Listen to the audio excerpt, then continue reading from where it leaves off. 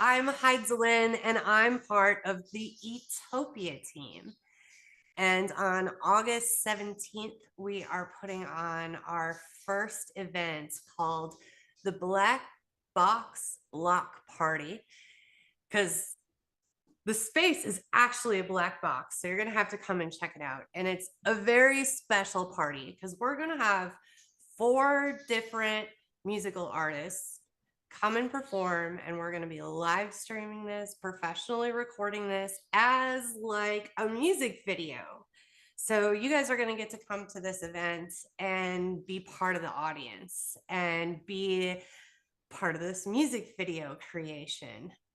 But before the event, I wanted to give you guys a chance to meet the artists that are going to be performing at this event. And today with me, I have Robert Dunlap. Dunlap, I told you I was going to screw your last name up. It wasn't even hard. Potato, potato. Okay. So, hey, Robert, how are you doing? I'm very well. And yourself? I'm doing awesome. Thank you for joining me today for this interview. All right, so I've got a couple questions prepared for you. So the first one is, can you share a story behind one of your most powerful songs? What inspired its creation and what does it mean to you personally? Well, sure. That would be Medusa's Palace of Stone. It's one that I recently put out. It actually has my vocals in it, and it has, about 4 guitars, 4 electric guitars in it, 2 for the lead and 2 for the rhythm. The interesting part about this is this was the second piece of music that I introduced my voice in. For many, many years, I used to make jokes about myself saying, yeah, I sing tenor, 10 or 12 miles away from the microphone. And it just looks like that.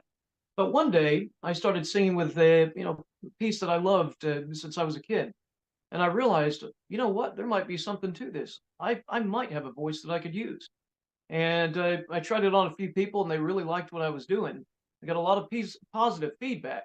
So, to make a long story short, I put this piece together, and Pandora accepted it. Now, what's interesting about this fact is Pandora is one of those platforms that has curators that listen to it, and if they decide that they like it, that they'll put it on. If they don't, I mean, just to give you an idea, out of the 12 songs that I'm currently promoting, they selected 7. So they don't like everything. But what's fascinating about that is, for somebody who didn't believe that they had a voice, they selected one of my first pieces. So you'd think you'd be a novice at that point, but for some reason, what I did, um, they liked a lot, and so, or at least liked enough to put up there. So that's an incredible feat. So I say, that piece for me stands as a monument to what can happen if you actually dare to do something and not worry about the consequences. So that song, you said you can find it on Pandora. Where else can you find that song? You can find it, in fact, I say jokingly, check your favorite musical platform, digital platform, and it's probably on there. You've got it on Spotify, you've got it on YouTube. Um, I always tell people to check it out on YouTube because I make more money when people listen to it on YouTube. That's Um, right. Always tell people to go to your preferred site.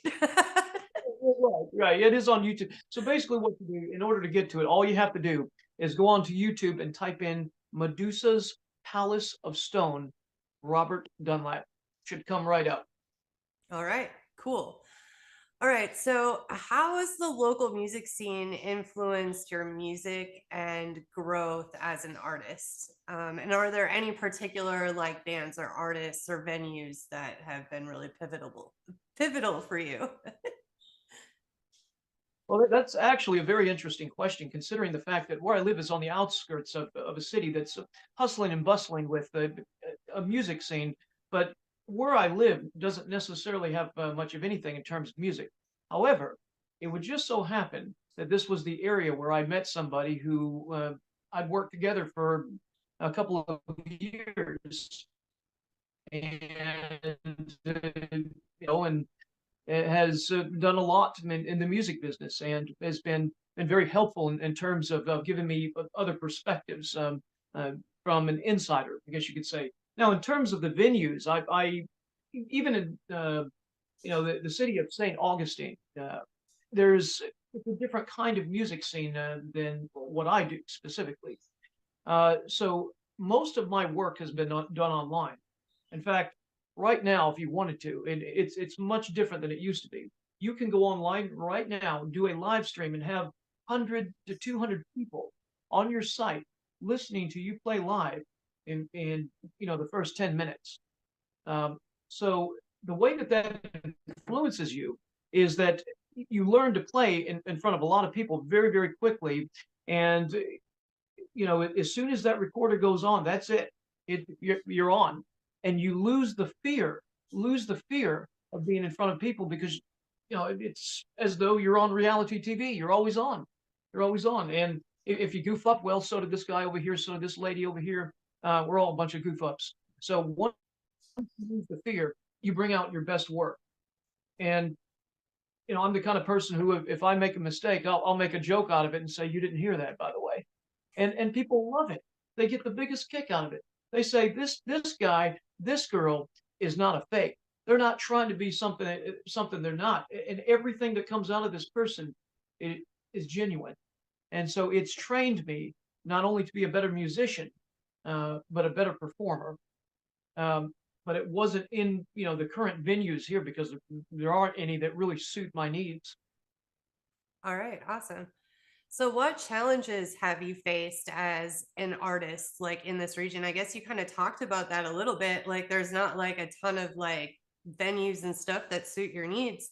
Um and you talked about overcoming them by moving online. Are there any other challenges that you have noticed as an artist? Oh, absolutely. In fact, well, I'm 46 years old, so I can tell you that from the perspective of somebody who lived through the 80s and saw, the glam metal scene, and when things were really hustling and bustling in Los Angeles, and it was the place to go, and New York as well. But I mean, there were places to go where, you know, you could go there, but you really had to pound the pavement in a way that you don't have to now. But see, the interesting fact is, in order to be successful in today's world, because anybody can turn on a camera, and there are a lot of talented people that perhaps would never have gotten the chance back in the 80s, because you had to be signed by a big company, or in order to have, a company that had the processes and the money to put you out there. Now you can do it yourself. However, everybody else is able to do that as well. So what that means is that you're having to scream above the crowd. And so it brings you back to the drawing board on a consistent basis. And when you have to do that, you think much faster, because you say, okay, I've got all these, and your brain is in the process of always dealing with complex information. Whereas before, you just got out there and you pounded the pavement, and after a few years, if you didn't make it, you figure, well, I'll just give up. It's not like that now. I mean, you've got people who are using catchphrases that are becoming millionaires.